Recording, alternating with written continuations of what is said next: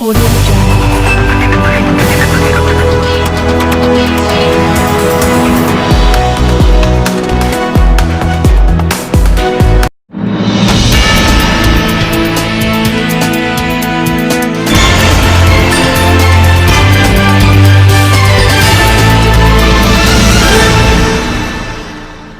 महेंद्र राम ने राजापाकर विधानसभा क्षेत्र से जदयू प्रत्याशी के रूप में नामांकन पर्चा दाखिल किया।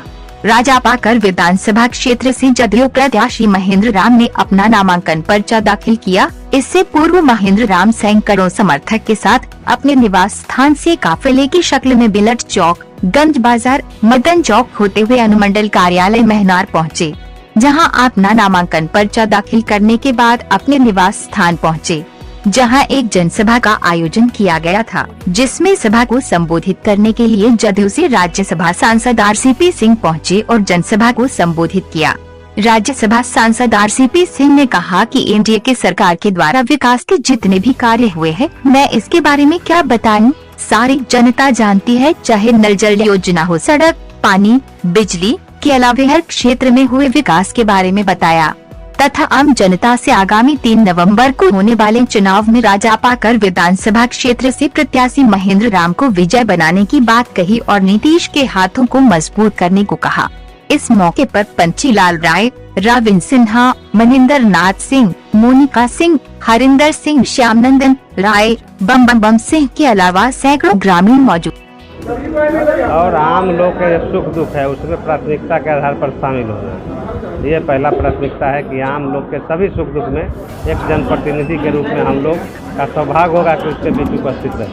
अभी बोल रहे थे सब लोग, किसी को उम्मीद नहीं थी कि कार्यकर्ता को भी सीट मिल सकती, लेकिन मैं 2010 से प्रयासरत, संयोग होता है, समय की बात होती है, और जब भी हम लोग इधर से गुजरते थे बिलट चौक पर ये महेंद्र राम जरूर मिलते थे और संगठन में पूरा काम किया।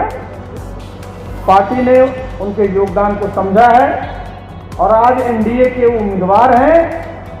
और जैसा अभी भाजपा के पूर्व जिलाध्यक्ष कह रहे थे कि रिकॉर्ड मतों से आप उनको जिताएंगे, इसलिए मैं आप सबको बहुत बहुत धन्यवाद और बधाई देता हूं। साथियों, सबसे पहले क्योंकि मंच पर भी मेरे संगठन के सब साथी हैं, यहाँ भी बहुत सारे हमारे संगठन के साथी हैं, जितने भी हमारे एनडीए के दल के साथी हैं, सबसे मेरा एक ही अनुरोध होगा।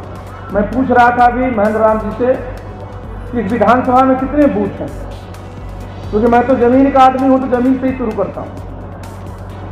तो बताया कि कोविड के पहले 275 बूथ थे और निश्चित रूप से 100 बूथ और बढ़ा होगा। तो साथियों, जितने हमारे यहाँ कार्यकर्ता साथी हैं चारों दलों के, उनसे मेरा अनुरोध है कि सब लोग एक एक बूथ को पकड़ लें। देखिए, कोरोना काल में बहुत ज्यादा घूमने की जरूरत नहीं है, बहुत ज्यादा इधर उधर करने की जरूरत नहीं है। एक एक बूथ को पकड़ ले। एक बूथ पर आप जान रहे हैं कि इस बार चुनाव आयोग ने ये व्यवस्था की है कि 1000 या उससे कम ही मतदाता रहे, मतलब कि एक बूथ पर 100 से 150 घर होगा।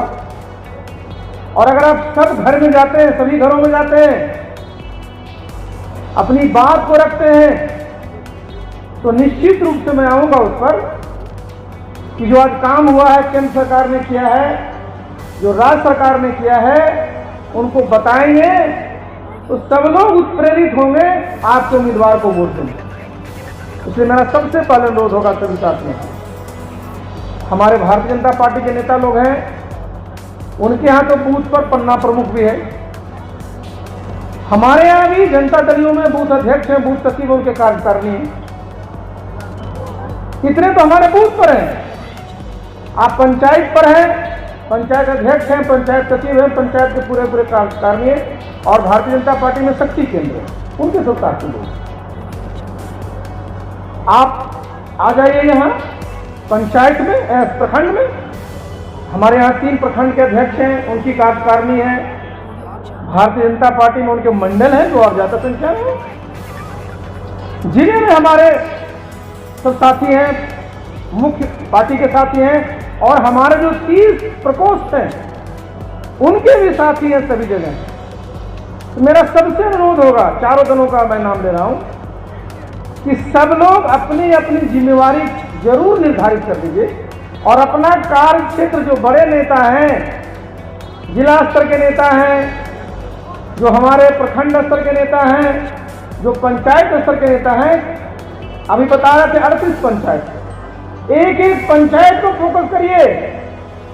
तो निश्चित रूप से ये जो समय है, बहुत कम समय है इस बार प्रचार का, आप बिल्कुल जो हमारा अंतिम छोर पर हमारा जो व्यक्ति है वहां, उन सबको अपनी बात पहुंचा देंगे।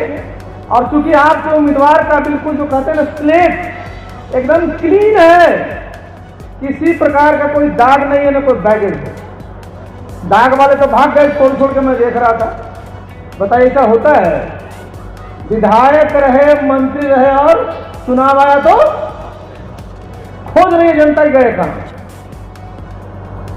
तो ये देखिए, आपके पास अच्छा उम्मीदवार दिया है, कार्यकर्ता है, आप सबके सुख दुख में खड़े रहेंगे। तो आपका दायित्व बनता है कि चुनाव के दिन एक भी हमारे समर्थक मतदाता का वोट पड़ने से रह नहीं जाए, और इसी की व्यवस्था कर रही है। और हम सब जानते हैं आप लोग ये कर लेंगे सर। ये बात थी जो संगठन की हमारी कुछ कहनी थी। दूसरी बात जो मैं फिर से याद दिला देना चाहता हूं, मैंने कई बार अपने साथियों को कहा है, जिन मतदाताओं की उम्र 80 वर्ष या इससे ज्यादा है, उनको इस बार बूथ पर नहीं जाना है वोट डालने के लिए, उनको पोस्टल बैलेट की सुविधा मिली है। हम लोगों ने चुनाव आयोग के सामने इस बात को रखा था कि चुनाव आयोग को व्यवस्था करनी चाहिए जिससे हमारे जितने वोटर हैं वो अपना वोट पोस्टल बैलेट के माध्यम से डाल सकते। चुनाव आयोग कार्रवाई भी कर रहा है, जिला प्रशासन कार्रवाई भी कर रहा है।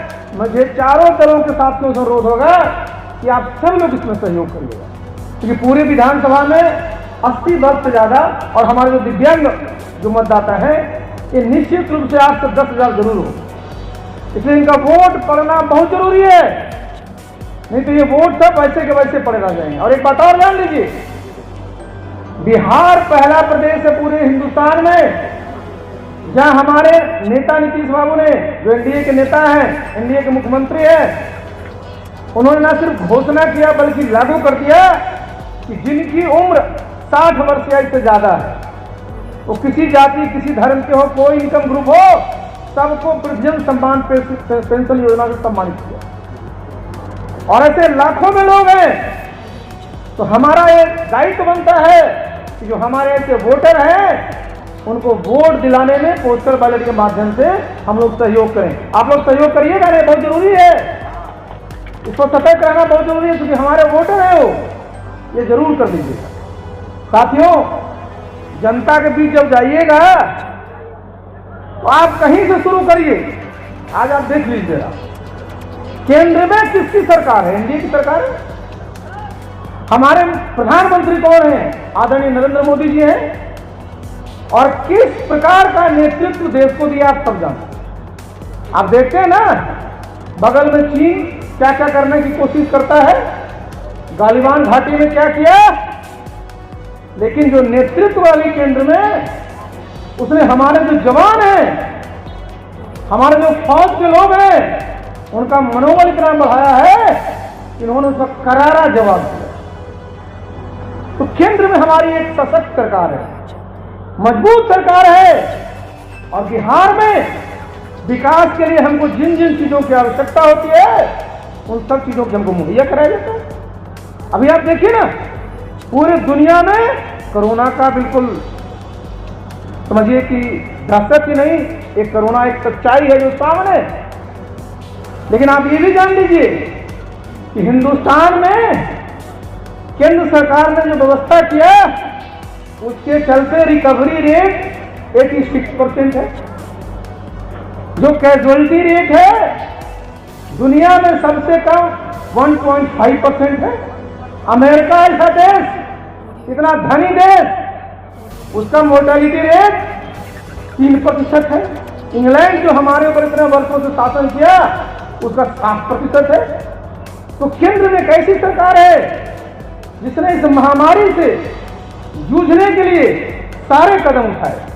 और ये प्रसन्नता की बात है कि जो वैक्सीन है, वैक्सीन जल्दी आ जाए, लोगों को उसको वैक्सीन का सुविधा दिलाया जाए, इसके लिए भी केंद्र सरकार बराबर काम कर रही है। अभी आप देखिए कोरोना में, ये जरा जान लीजिए, सब चीज बंद, लेकिन ये मैं बार बार कहता हूं कि पूरे बिहार में कोरोना के चलते एक भी व्यक्ति की भुखमरी से मौत नहीं हुई, साधारण तो भी नहीं है।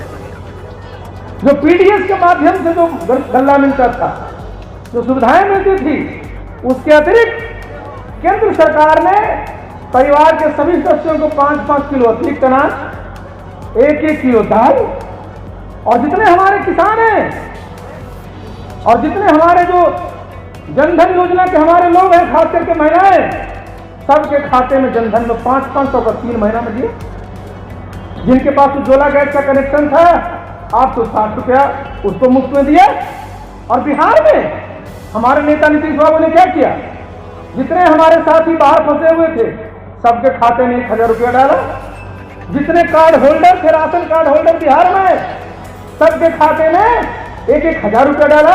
ये 1,64,00,000 ऐसे हमारे राशन कार्ड होल्डर थे। उसके अतिरिक्त 23 लाख लोग जिनके राशन कार्ड नहीं थे, उनको भी बनवा करके 1-1 हजार रुपया दिया। हमारे स्कूल बंद थे, लेकिन हमारे बच्चों के वजीफे, स्कॉलरशिप के पैसे, उनका पोशाक का पैसा, उनके साइकिल का पैसा, सब उनके खाते में ट्रांसफर हो गए। जितने हमारे दिव्यांग पेंशनर्स थे, जितने हमारी विधवा पेंशनर थी, जितने हमारे विजन के पेंशनर थे, सबके खाते में ये पहुंच गया। तो देखिए, इस महामारी में भी